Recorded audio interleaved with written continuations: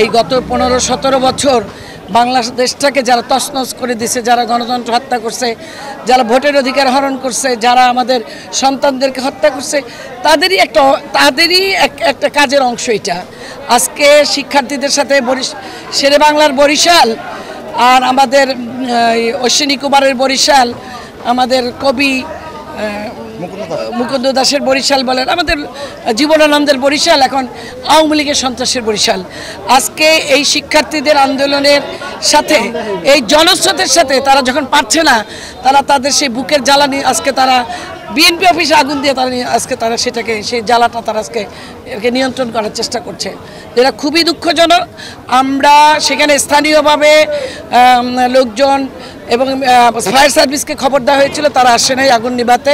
সেখানে 2-3টা মোটরসাইকেল ছিল, সেখানেও তারা ওগুলো ভেঙেছে এবং সাধারণ জনগণ সেখানে বিএনপি অফিসে আগুন নিয়ন্ত্রণ করেছে।